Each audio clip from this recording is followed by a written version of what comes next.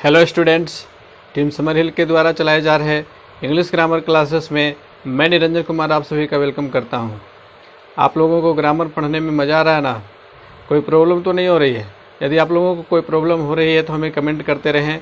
आपके हर प्रॉब्लम का सॉल्यूशन हम लाने का प्रयास करेंगे और इसी तरह से मन लगाकर पढ़ते रहिए और हमारे साथ बने रहिए। उम्मीद है कि आप लोगों की अंग्रेजी काफ़ी अच्छी हो जाएगी। और पिछले क्लास का होमवर्क आप लोगों ने तैयार कर लिया है ना? तो चलिए देख लेते हैं, आप लोगों के होमवर्क को चेक कर लेते हैं। सबसे पहले शुरुआत करते हैं। जो हमारा पहला होमवर्क था, करेक्ट द फॉलोइंग सेंटेंसेस, तो इसमें से देख लेंगे। पहला जो सेंटेंस था, are they go to market, तो इसको जो है क्या करना था, सही करना था। और किसके अकॉर्डिंग? प्रेजेंट इम्परफेक्ट टेंस के अकॉर्डिंग, है ना। प्रेजेंट इम्परफेक्ट टेंस हम लोगों ने पढ़ा था पिछले क्लास में, तो प्रेजेंट इम्परफेक्ट टेंस के अकॉर्डिंग ही सेंटेंस को करेक्ट करना था। तो चलिए शुरू करते हैं। पहले वाक्य को, are they go to market, तो इसको हम लोग क्या करेंगे, are they going to market, है ना। यहाँ पे क्या हो जाएगा, गोइंग हो जाएगा, क्योंकि प्रेजेंट इम्परफेक्ट में भी फोर का प्रयोग होता है। दूसरा वाक्य है, do you not learning grammar, तो इसमें क्या गलती है, do you not learning grammar, तो इसमें डू का प्रयोग नहीं होगा, आर का प्रयोग होगा। Are you not learning grammar,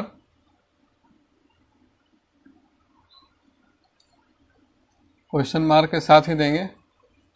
तीसरा वाक्य है, is boys play in the field, is लगा हुआ है, बॉयज सब्जेक्ट है, तो यहाँ पे दो गलतियां हैं। पहली गलती तो है कि इज यहाँ नहीं होगा, आर होगा, आर बॉयज। उसके बाद प्ले है तो प्लेइंग होगा इन द फील्ड। चौथा वाक्य हमारा है, are I read A novel, are I read, तो आई के साथ आर का प्रयोग नहीं होता है, किसका प्रयोग होता है, एम का, am I reading a novel. पांचवा वाक्य है, why do he is call you, why do, यहाँ डू का प्रयोग कर दिया गया तो गलत हो गया। व्हाई सब्जेक्ट देखिए ही है, तो ही के साथ क्या लगेगा, इज, व्हाई इज ही। उसके बाद है कॉल यू, तो कॉलिंग यू कर देंगे। अगला वाक्य है, why is Ram and Mohan go to Patna, why is का प्रयोग किया गया है, जबकि राम एंड मोहन है ना, प्लुरल नंबर्स हो गए, राम एंड मोहन दो हो गए तो प्लुरल हो गए, तो व्हाई होगा। उसके बाद आर का प्रयोग करेंगे, why are Ram and Mohan going to Patna होगा, यहाँ गो टू पटना है, ये भी गलत है, तो गोइंग टू पटना करेक्ट होगा। ठीक है, बढ़ते सातवें वाक्य की ओर। सातवें वाक्य है, where is you leave now, तो यू सब्जेक्ट है, सब्जेक्ट के साथ वेयर, उसके बाद आर का प्रयोग करेंगे, यू के साथ आर का प्रयोग होता है, where are you living now, है ना। आठवां वाक्य हमारा क्या है, why are your father not go to office, तो यहाँ पे क्या गलती है, इज होगा, आर का प्रयोग कर दिया गया है। व्हाई इज योर फादर, क्योंकि योर फादर आपके पिताजी, तो ये थर्ड पर्सन के सिंगुलर नंबर है ना। Why is your father not going to office, going to office हो जाएगा। इसके बाद है, how are your preparation for examination is going on, तो देखिए यहाँ सब्जेक्ट क्या है, योर प्रिपरेशन, ठीक है, तुम्हारी तैयारी या आपकी तैयारी कैसी चल रही है, तो तैयारी यहाँ पे सब्जेक्ट है, तो तैयारी के अनुसार यहाँ हो जाएगा, how is your preparation for examination is going on. लेकिन यहाँ पे देखिए हाउ इज, ठीक है, इज का प्रयोग तो हो गया, तो यहाँ पे इज का प्रयोग नहीं होगा। How is your preparation for examination going on. चलिए 10वें वाक्य की ओर बढ़ते हैं। Is he and you play chess. Is he and you, he and you subject plural हो गया तो आर का प्रयोग कर देंगे। Are he and you playing chess. ठीक है, तो उम्मीद करता हूं कि आपका ये जो करेक्शन वाला पार्ट था ये बिल्कुल सही हुआ होगा। बढ़ते हैं दूसरा जो पार्ट है ट्रांसलेट इनटू इंग्लिश का। तो चलिए इसमें देख लेते हैं। पहला वाक्य क्या है? क्या अभी वर्षा हो रही है? क्या अभी वर्षा हो रही है? तो यहाँ देखिए सब्जेक्ट क्या है? वर्षा। ठीक है, वर्षा हो रही है तो इसके साथ इज का प्रयोग करेंगे। इज इट, चूंकि प्राकृतिक घटना है तो इसके लिए इट का प्रयोग करते हैं और इट हमारा सब्जेक्ट यहाँ पे है।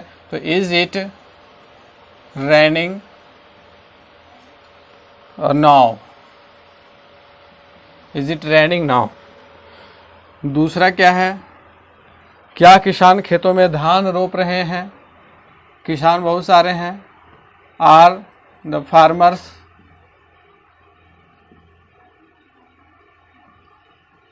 Planting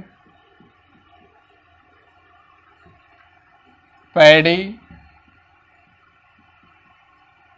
in the fields.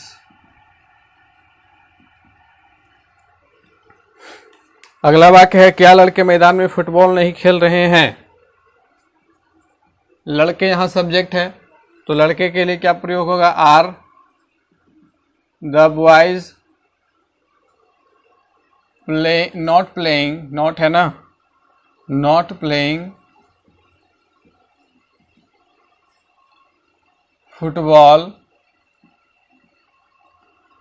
In the field. या ग्राउंड भी लिख सकते हैं, इन द ग्राउंड। तो यहाँ आर का प्रयोग किया गया इसलिए क्योंकि बॉयज यहाँ क्या था? प्लुरल, उसके बाद नॉट, बिफोर, उसके बाद ऑब्जेक्ट और उसके बाद कॉम्प्लीमेंट। अगला वाक्य है क्या वह तुमसे बातें नहीं कर रहा है? क्या वह तुमसे बातें नहीं कर रहा है? तो is he not talking to you. Is he not talking to you. पांचवा वाक्य है वे लोग अभी कहाँ जा रहे हैं? वे लोग अभी कहाँ जा रहे हैं। वाक्य कैसा है? WH क्वेश्चन वाला है। इसमें WH वर्ड कौन सा है? कहाँ। तो कहाँ की अंग्रेजी सबसे पहले होगी? वेयर। इसका सब्जेक्ट क्या है? वे लोग। तो वे लोग के अनुसार क्या हो जाएगा? Are. Where are they going now. अगला वाक्य क्या है? तुम्हारा मित्र वहां क्या कर रहा है? ये भी WH का है और यहाँ क्या है? क्या। तो व्हाट। उसके बाद देखिए तुम्हारा मित्र, योर फ्रेंड, यहाँ सब्जेक्ट है तो योर फ्रेंड के बदले क्या लगेगा? Is. What is your friend? वहां क्या कर रहा है? Doing there. What is your friend doing there. सातवां वाक्य क्या है? तुम लॉकडाउन में क्या नया कर रहे हो? तुम लॉकडाउन में क्या नया कर रहे हो? भी WH है और WH वर्ड कौन सा है? व्हाट। और यहाँ सब्जेक्ट तुम है तो तुम के अकॉर्डिंग आर का प्रयोग करेंगे। What are you doing now. ठीक है, now in the lockdown. What are you doing in the lockdown? What are you doing new in the lockdown? ठीक है, तुम लोग लॉकडाउन में नया क्या कर रहे हो। अगला वाक्य है तुम प्रतिदिन व्यायाम क्यों नहीं कर रहे हो? तो why are you not taking exercise daily? ठीक है, why are you not taking exercise daily, तुम प्रतिदिन व्यायाम क्यों नहीं कर रहे हो। अगला जो वाक्य है, लड़के वहाँ क्या कर रहे हैं, तो ये भी WH वर्ड है, क्या कर रहे हैं। तो what are the boys doing there, what are the boys doing there. अगला वाक्य है, वह तुम्हारी मदद क्यों नहीं कर रही है, वह तुम्हारी मदद क्यों नहीं कर रही है, ये भी WH वर्ड है और WH प्लस निगेटिव का ये है, ठीक है। तो यहाँ क्यों नहीं, तो वाई इज सी, सब्जेक्ट क्या है वह, और स्त्री है क्योंकि यहाँ क्या लगा हुआ है, कर रही है, तो वह के लिए सी का उपयोग करेंगे। Why is she not helping you, why is she not helping you. तो इस प्रकार से आपका ये जो ट्रांसलेट इनटू इंग्लिश का था ये भी कंप्लीट हो गया और इसमें भी आप लोगों ने सही बनाया होगा। चलिए अब बढ़ते हैं आगे। आगे जो वर्ड मीनिंग हमने दिया था आप लोगों को और उसका मेकिंग सेंटेंसेस कहा था बनाने के लिए, उम्मीद है कि आप लोगों ने बनाया होगा और उसके अर्थों को समझा होगा। और यदि नहीं बनाया है आप लोगों ने, आप लोगों से कोई प्रॉब्लम हो रही है, तो मैं आप लोगों के उस प्रॉब्लम को सॉल्यूशन दे रहा हूं। और अब हम लोग जो है बढ़ते हैं वर्ड मीनिंग्स की ओर और वर्ड मीनिंग्स के ऊपर चर्चा करते हैं और किस प्रकार से उसके ऊपर सेंटेंस बनाएंगे। और सेंटेंस बनाते बनाते हम लोगों को वो याद हो जाना चाहिए, उसके अर्थ समझ में आ जाने चाहिए, क्योंकि जो भी वर्ड हम लोग याद करेंगे तो यदि हम उसको रट्टा मारेंगे तो रट्टा मारने के बाद क्या होगा, याद तो हो जाएगा लेकिन 1 सप्ताह 10 दिन के बाद वो दिमाग से निकल जाएगा। लेकिन यदि हम उसका अर्थ समझ लें, वाक्यों में प्रयोग कर लें, तो फिर उसका अर्थ ज़्यादा दिनों तक रहता है। आप लोगों को ये ध्यान रखना है कि जो भी आप लोग पढ़ रहे हो उसका रिवीजन करना है। 1 सप्ताह या 1 महीने में कम से कम 1 बार 2 बार उसको रिवीजन करना है, क्योंकि रिवीजन यदि आप लोगों का नहीं होगा तो फिर आप लोग जितने चीज़ों को पढ़ रहे हो अभी वो कुछ दिनों के बाद फिर दिमाग से निकल जाएगा। इसलिए आप लोगों को रिवीजन करना ज़रूरी है, बार बार लगातार रिवीजन चलते रहना चाहिए। तो आइए बढ़ते हैं वर्ड पावर की ओर, जिसमें था पहला जो शब्द था पेंडेमिक था। पेंडेमिक का मतलब होता है महामारी। अभी वर्तमान समय में कोविड-19 की महामारी चल रही है, तो हम इसके ऊपर वाक्य बना सकते हैं। कैसे बनाएंगे, the world is facing now amidst the pandemic of COVID, ठीक है। एक बार फिर से मैं दोहरा दूं, the world is facing now amidst the pandemic of COVID, विश्व इस समय कोविड-19 के महामारी की समस्या का सामना कर रहा है। दूसरा शब्द था इरेडिकेट। इरेडिकेट का मतलब होता है उन्मूलन। उन्मूलन कहने का मतलब होता है कि किसी चीज़ को बिल्कुल जड़ से हटा देना, मुक्त कर देना। जैसे कि भारत जो है पोलियो उन्मुक्त हो गया, पोलियो यहाँ से उन्मूलित हो गया, तो उस प्रकार से हम लोग उसके ऊपर भी वाक्य बना सकते हैं या कोई और भी वाक्य बना सकते हैं। जैसे हम लोग वाक्य बना सकते हैं कि we need to eradicate racism because it is the biggest hurdle in the way of socialism. कहने का ये मतलब हुआ कि रेसिज्म मतलब क्या होता है, जातिवाद को पूरी तरह से उन्मूलित कर देना चाहिए, क्योंकि यह समाजवाद के रास्ते में सबसे बड़ा रोड़ा है, सबसे बड़ा हर्डल है। हर्डल मीन्स बाधा, HURDLE, hurdle. It is the biggest hurdle in the way of socialism because we need to eradicate racism. आई बात समझ में? आप वाक्य को अलग अलग तरीके से भी बना सकते हैं, कोई ज़रूरी नहीं कि मैं जैसे बता रहा हूँ वैसे ही, लेकिन आपका अर्थ सही होना चाहिए। अगला शब्द था एजिज। एजिज का मतलब होता है रक्षा या कवच। तो इसको हम लोग इस प्रकार से कह सकते हैं कि our country need to evolve the ages system. मतलब हमारे देश को अभी अपने रक्षा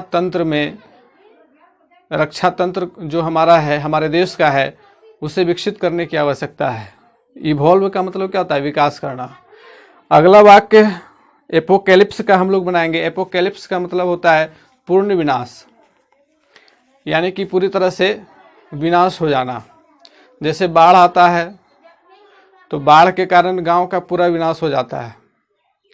आप लोगों ने क्लास 10 के सेकंड हिंदी में पढ़ा होगा, ढहते विश्वास कहानी में महानदी के किनारे बसा हुआ गांव, लक्ष्मी का परिवार और पूरा गांव ही उस बाढ़ की विभीषिका में बर्बाद हो जाता है।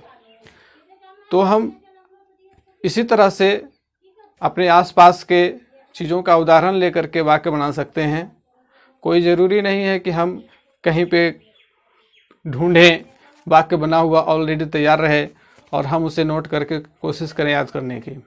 हम लोग अपने अंदर इवॉल्व करने की कोशिश करें। उस अर्थ को अगर हम अपने आप में आत्मसात करेंगे तब हमें ज़्यादा से ज़्यादा सीखने को मिलेगा। तो इसका जो वाक्य हो सकता है इस प्रकार से बना सकते हैं आप। Is the world reaching to its apocalypse? क्या संसार अपने पूर्ण विनाश की ओर बढ़ रहा है? ये भी एक वाक्य है। या फिर बाढ़ के कारण पूरा का पूरा गांव विनाश हो गया, उसका पूर्ण विनाश हो गया, तो इसके ऊपर भी वाक्य बनाया जा सकता है। The flood brought apocalypse to the village? बाढ़ ने गांव का पूर्ण विनाश कर दिया। अब अगला जो शब्द था कॉन्टेजियन। कॉन्टेजियन का मतलब होता है संक्रामक रोग। तो वर्तमान समय में कोविड-19 जो है इससे बड़ा संक्रामक रोग तो और कोई है ही नहीं। तो इसके ऊपर हम लोग वाक्य बना सकते हैं कोविड-19 is a contagious disease.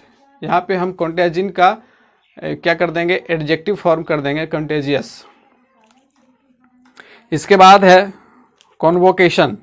Convocation का मतलब होता है सभा या सम्मेलन। ठीक है, कि किसी प्रकार का जो दीक्षांत समारोह होता है यूनिवर्सिटी वगैरह में जहाँ डिग्री प्रदान की जाती है तो उसको कहते हैं कॉन्वोकेशन। तो इसका हम लोग वाक्य इस प्रकार से बना सकते हैं कि the governor of Bihar will confer degrees in the convocation at Patna university. अर्थात पटना विश्वविद्यालय में बिहार के जो राज्यपाल हैं वो छात्रों को डिग्री प्रदान करेंगे। ठीक है। अगला शब्द है सॉलिडेरिटी। सॉलिडेरिटी का मतलब होता है एकता। एकता यानी कि हमारे देश की एकता, हमारी आपसी एकता, इस प्रकार से हम लोग समझ सकते हैं इसको। We have to work to sustain our solidarity. हम लोगों को अपने एकता को कायम रखने के लिए काम करना है। ठीक है। We have to work to sustain our solidarity. हम लोगों को अपनी एकता बनाए रखने के लिए काम करना है। अगला शब्द है एटीट्यूड। एटीट्यूड तो आप लोग सब समझ रहे हो कि किसी भी व्यक्ति की जो प्रवृत्ति होती है, उसका जो भाव होता है वो एटीट्यूड कहलाता है। तो every person has his on attitude. प्रत्येक व्यक्ति का अपना मनोवृत्ति होती है, अपनी प्रवृत्ति होती है। अगला वाक्य है नेगोशिएट का। नेगोशिएट का मतलब क्या होता है? समझौता करना, परिस्थिति से समझौता कर लेना, इसको कहते हैं negotiate. I had to negotiate with the condition. मुझे परिस्थिति से समझौता करना पड़ा, एक वाक्य है। अगला वाक्य है रेस्पायरेशन का। तो रेस्पायरेशन का मतलब क्या होता है? रेस्पायरेशन का मतलब होता है सांस, श्वसन। तो अभी जो कोविड-19 है, कोरोना वायरस है, ये सीधे सीधे श्वसन को प्रभावित करता है। ये भी हमारा वाक्य हो सकता है। तो कोरोना वायरस अफेक्ट्स रेस्पायरेशन या रेस्पायरेटरी सिस्टम, इस प्रकार से हम लोग इसको बना सकते हैं। तो उम्मीद है कि आप लोगों को ये सारे वाक्य, इन सारे शब्दों का अर्थ समझ में आ गया होगा। आप लोगों ने वाक्य को नोट कर लिया होगा। मैंने बोर्ड पे नहीं लिखा इसीलिए क्योंकि आप लोगों को कुछ सुन करके भी सीखना चाहिए। ठीक है, क्योंकि भाषा कौशल जो होते हैं वो सबसे पहला इसका क्या है? लिसनिंग है। तो लिसनिंग जब तक आप नहीं करोगे तब तक आप लोग स्पीकिंग नहीं सीखोगे। तो try to listen and try to speak. क्योंकि हम लोगों की भाषा अंग्रेजी है नहीं। इंग्लिश बिहार में 3rd पोजीशन पर है, 3rd लैंग्वेज स्टैंड इसका है। प्रथम स्तर पर क्षेत्रीय भाषा है, जैसे कहीं मगही है, कहीं बज्जिका है, कहीं अंगिका है, कहीं भोजपुरी है, कहीं मैथिली है। तो ये सारी जो क्षेत्रीय भाषाएं हैं ये प्रथम भाषा के रूप में है, मातृभाषा के रूप में है। इसके बाद हिंदी है, उसके बाद आपको अंग्रेजी है। और अंग्रेजी का प्रवेश हमारे आसपास है नहीं, इसलिए अंग्रेजी में स्पीकिंग करना ये काफ़ी मुश्किल वर्क हो जाता है, खास करके बिहार के क्षेत्र में। तो जब तक आप लोग सीखोगे सुनोगे नहीं, लिसनिंग उसके बाद स्पीकिंग, तो ज़्यादा से ज़्यादा सुनने का प्रयास करो। अंग्रेजी के न्यूज़ चैनल को सुनो, अंग्रेजी में कमेंट्री सुनो, तो आप लोगों को थोड़ा सा वो लिसनिंग का प्रैक्टिस होगा।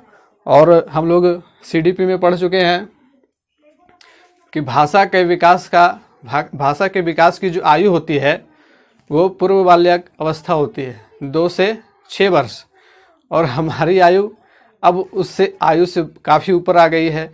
तो भाषा सीखने में हमें काफ़ी परेशानियों का सामना करना पड़ेगा, लेकिन यदि हम लगातार प्रयास करें तो हम सीख सकते हैं। कुछ भी असंभव नहीं है, बट प्रयास करना होगा आप लोगों को।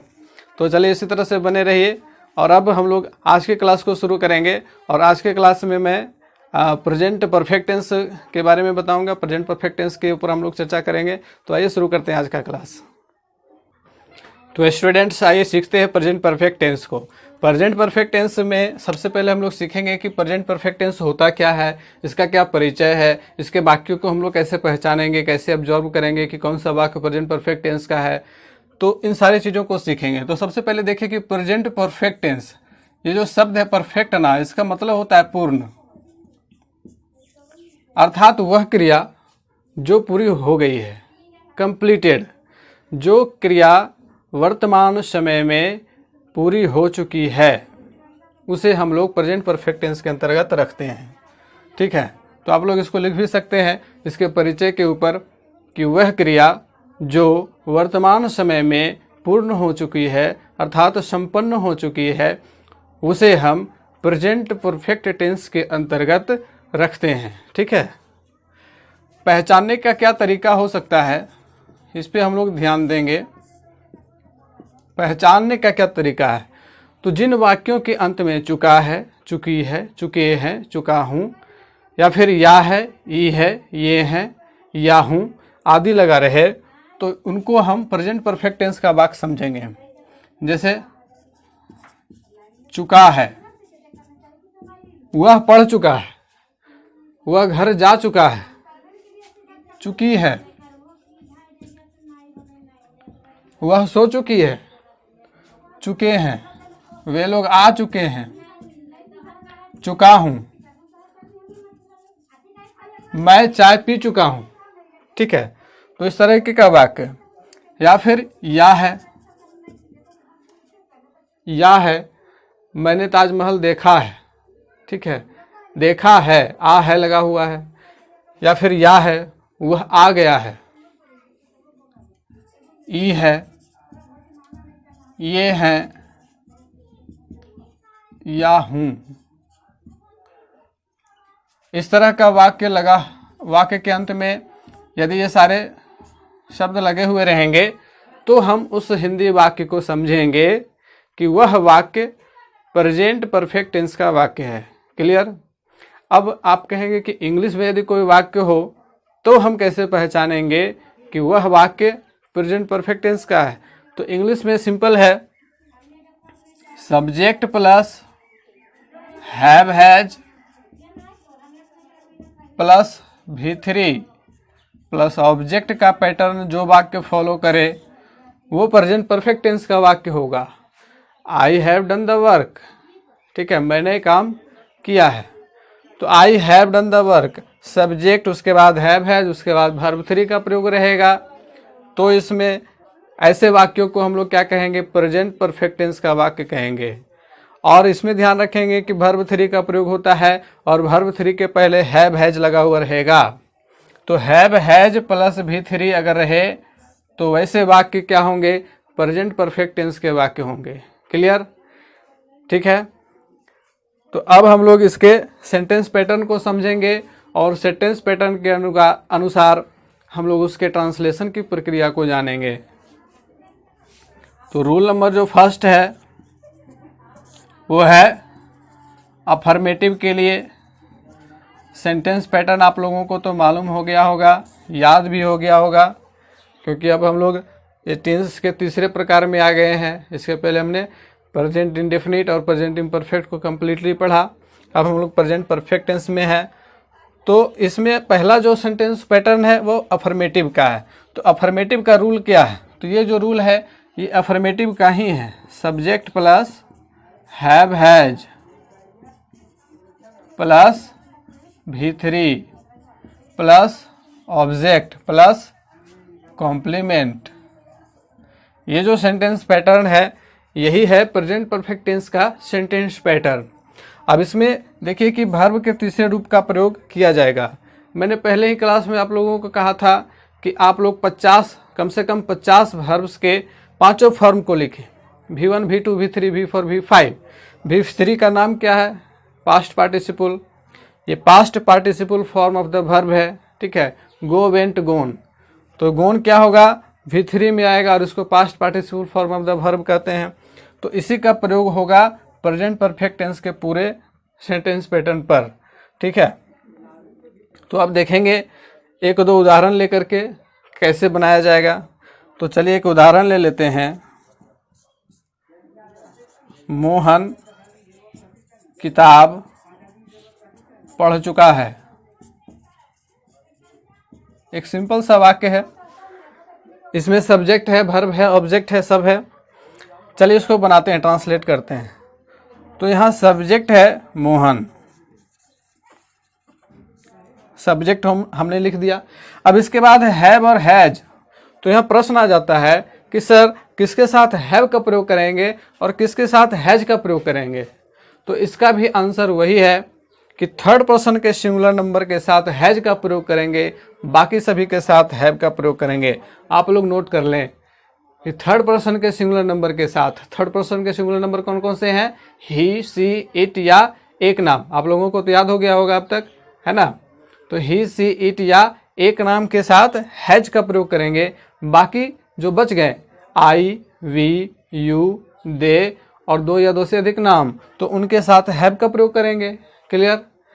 तो अब यहाँ एक नाम है, मोहन क्या है? एक नाम है, तो इसके साथ हैव का प्रयोग होगा या हैज का प्रयोग होगा? तो हैज का प्रयोग होगा। तो मोहन हैज। इसके बाद वर्ब 3, वर्ब है पढ़ना, पढ़ना का रीड होता है और वर्ब 3 के फॉर्म में लिखा तो जाता है रीड ही, लेकिन पढ़ा जाता है रेड। मोहन हैज रेड किताब, यहाँ ऑब्जेक्ट क्या है? किताब। तो Mohan has read the book, ठीक है। अब एक और उदाहरण ले लें। चलिए एक और उदाहरण ले लेते हैं। वे लोग घर आ गए हैं, या हम लोग इसको ऐसे भी लिख सकते हैं कि वे लोग घर पहुंच चुके हैं, ठीक है। तो आ गए हैं या पहुंच चुके हैं, यहाँ देखिए कि ये हैं, चुके हैं, तो ये सारे पैटर्न जो होंगे वो प्रेजेंट परफेक्ट टेंस के ही होंगे, तो कोई दिक्कत नहीं है। तो इसका अनुवाद कैसे हम लोग करेंगे? तो अनुवाद करने के लिए सबसे पहले सब्जेक्ट दे। आप बताइए कि इसके साथ हैव का प्रयोग होगा या हैज का प्रयोग होगा? तो इसके साथ हैव का प्रयोग होगा। They have. अब देखिए ऑब्जेक्ट वर्ब क्या है? आ गए हैं। तो आना का क्या होता है? कम, और इसका तीसरा रूप भी कम ही है। अब दोनों ऐसे ही वर्ब आ गए कि जिसमें जो है तीसरा फॉर्म वही है।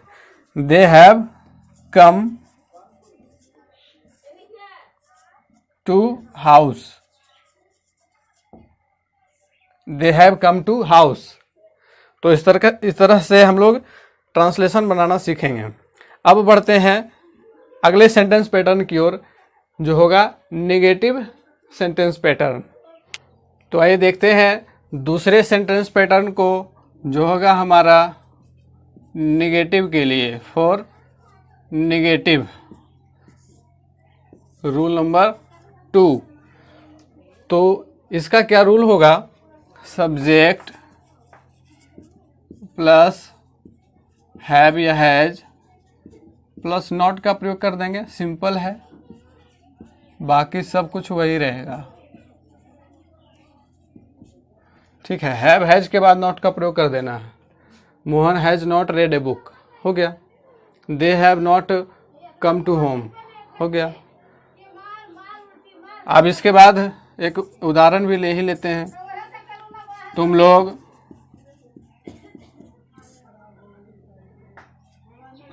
गृह कार्य नहीं किए हो। आप लोगों ने किया है, अगर किसी ने नहीं किया होगा तो उसके लिए, तुम लोग गृह कार्य नहीं किए हो। ठीक है, अब यहाँ देखिए ये हो आ गया, तो ये भी सेंटेंस पैटर्न जो है किसका है, परफेक्ट का है। तो यू हैव नॉट डन या कंप्लीटेड द होमवर्क। ठीक है, तो ये हो गया निगेटिव सेंटेंस के लिए। अब इसके बाद बढ़ते हैं रूल नंबर 3 4 इंट्रोगेटिव के लिए। तो इंट्रोगेटिव सेंटेंस यानी कि प्रश्नवाचक वाक्य, और ये कैसा प्रश्न होगा, तो येस नो वाला होगा, है ना, क्योंकि रूल नंबर 3 और रूल नंबर 4 ये येस नो वाले होते हैं, अर्थात हाँ या नहीं में जवाब देने वाले होते हैं। क्या वे लोग घर पहुंच चुके हैं, क्या तुम खाना खा चुके हो, तो यदि आपने खाया है तो कहिएगा हाँ, नहीं खाया तो कहिएगा नहीं।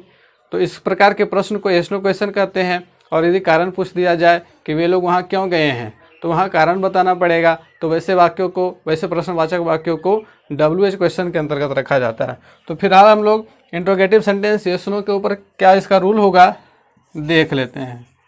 तो इसमें देखिए हैव हैज, ये जो हेल्पिंग वर्ब है, एक्सुलरी वर्ब है, वो पहले आ जाएगा, हैव हैज।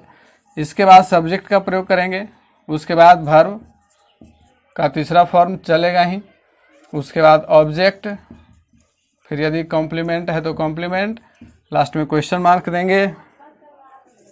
एक एग्जाम्पल लेंगे, एग्जाम्पल में कौन सा वाक्य लिया जाए, क्या वह पटना पहुंच चुका है।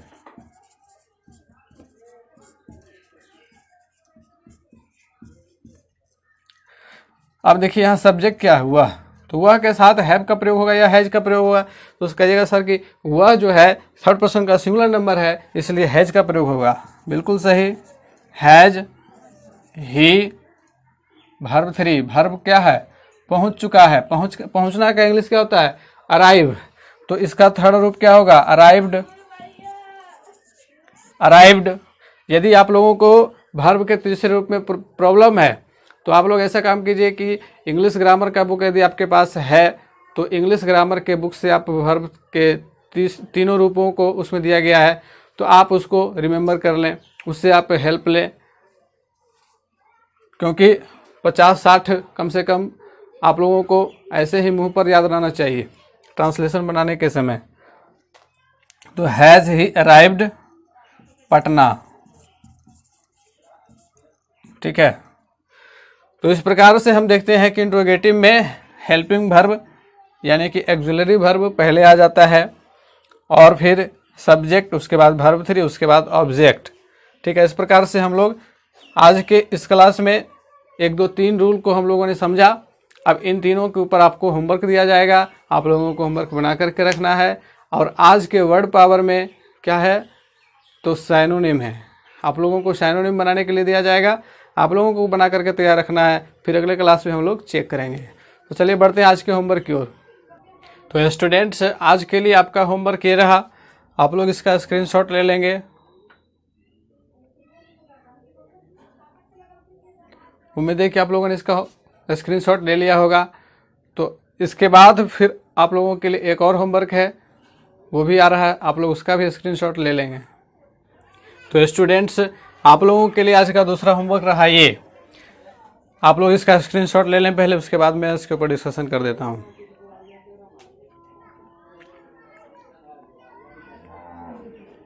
उम्मीद है कि आप लोगों ने इसका स्क्रीनशॉट ले लिया होगा। तो पहला जो था, पहला वो क्या था, fill in the blanks according to, आज जो टेंस हम लोगों ने पढ़ा प्रेजेंट परफेक्ट टेंस, उसके अकॉर्डिंग आप लोगों को वर्ब का एप्रोप्रिएट फॉर्म उसमें देना है और प्रेजेंट परफेक्ट टेंस के अकॉर्डिंग सेंटेंस को बनाना है।